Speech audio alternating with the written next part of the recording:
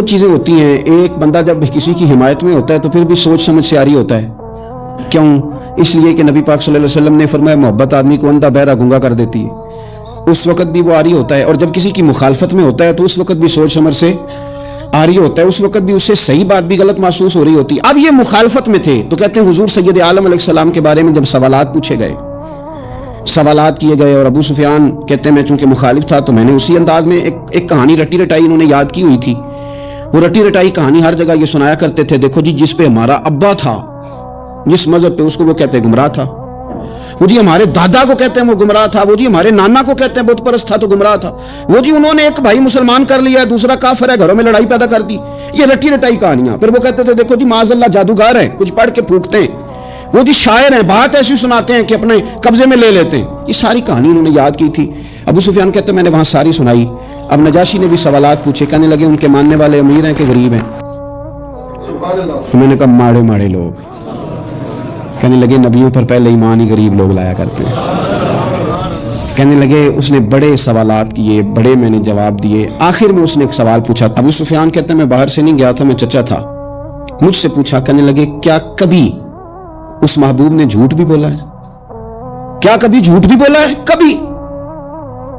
تو ابو سفیان کہتے ہیں کہ ایک منٹ کے لیے چونکہ مخالف تھا میرے دل میں خیال آیا کہہ نہ دوں بولا ہے معاذ اللہ, نقل کفر کفر نہ باشد. کہتے ہیں پھر میں نے سوچا کہ ایک تو یہ عرب کی وضاحت کے خلاف ہے کہ میں غلط بات کروں, اور دوسرا یہ کہ میں انہیں جادوگر کہوں تو شاید کوئی اس پر سوچے, شاعر کہوں تو شاید کوئی توجہ کرے, پر مدینے والے محبوب نے جھوٹ بولا ہے یہ تو مانے گا ہی کوئی نہیں. یہ کیسے ہو سکتا ہے؟ یہ تو صادق اور امین ہونا تو ان کا آفتاب سے زیادہ روشن. کون اس بات کو تسلیم کرے گا؟ کون مانے گا؟ کوئی نہیں مانے گا. اللہ اکبر. کون تسلیم کرے گا؟ ابو سفیان کہتے ہیں پھر پوچھا بتاتے کیوں نہیں, چپ کیوں کر گئے ہو, کیا کبھی انہوں نے جھوٹ بھی بولا ہے؟ اللہ اکبر. تو ابو سفیان کہتے ہیں میں بول پڑا. میں نے کہا کہ وہ میرے بھتیجے ہیں, میں نے انہیں ماں کی گود میں بھی دیکھا, دادا کے کندھوں پہ بھی دیکھا, چچا کے گھر میں بھی دیکھا, ختیجہ کا دولہا بنے بھی دیکھا. میں نے اس حبیب کو جگہ جگہ دیکھا, اور میری آنکھوں کے سامنے ان کی کن پٹیوں پہ مقدس سفید بال آئے. میں نے بڑا کچھ دیکھا, اور میں نے اس حبیب کو کبھی جھوٹ بولتے نہیں دیکھا. کبھی یہ لفظ زبان سے نکلے نہیں, کبھی یہ بات کہی نہیں, کبھی جھوٹ بولا ہی, سوال ہی نہیں پیدا ہوتا.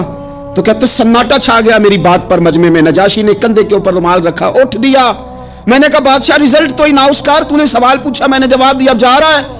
کہنے لگا رزلٹ کیا دینا ہے, رزلٹ تو نکل آیا ہے. جس نے کبھی بندوں سے جھوٹ نہیں بولا وہ یہ جھوٹ کیوں بولے گا کہ میں اللہ کا رسول بن کے آیا ہوں؟ یہ والا جھوٹ کیوں؟ اسیر دشمن کی چاہ میں بھی, مخالفوں کی نگاہ میں بھی وہ امین ہے, صادق ہے, معتبر ہے. میرا پیغمبر عظیم تر ہے, میرا پیغمبر عظیم تر ہے, میرا پیغمبر عظیم تر. لگے جو مزدور شاہ ایسا, نہ دھن نہ دولت سربراہ ایسا, دیکھو عرش نشیں کا زمین پہ گھر ہے, میرا پیغمبر عظیم تر ہے. عرش نشیں کا زمین پہ گھر ہے, میرا پیغمبر عظیم تر ہے. میرے عزیز رسول پاک علیہ السلام کا سچا ہونا, دیانتدار ہونا, یعنی مخالف بھی جس بات کو کہے کہ ہاں یہ بات ٹھیک ہے, کہ ان کی زبان سے کبھی بات غلط نہیں نکلی, لیکن دروغ گوئی, جھوٹ, اور دنیا کے سامنے جھوٹ, اور قومی معاملات میں جھوٹ, اور جتنا دل کرے کھل کے جھوٹ, یہ رویے جب قوموں کے ہو جائیں میرے عزیز, ایک حضور سید عالم صلی اللہ علیہ وسلم کی صداقتیں. اور پھر میں ایک مقام پہ پہلے بھی میں نے عرض کیا تھا, پھر کہتا ہوں, حضور سید عالم صلی اللہ تعالی علیہ وسلم نے فرمایا تھا یہ جو جھوٹ ہوتا ہے یہ شک پیدا کرتا ہے, اور یہ سچ جو ہوتا ہے یہ اطمینان پیدا کرتا ہے. آپ زندگی میں تھوڑے باتیں کر لیں, تھوڑی باتیں کر لیں, پر جتنی کریں. میں عوام سے بھی کہتا ہوں, بیوی نہیں اعتبار کر رہی ہوتی, وہ کہتے ہیں تو جھوٹ ہی بڑے بولتا ہے.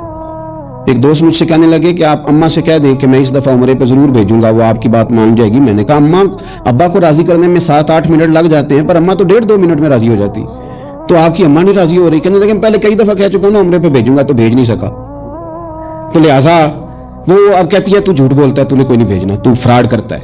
ہمارے ہاں مسئلہ مال و دولت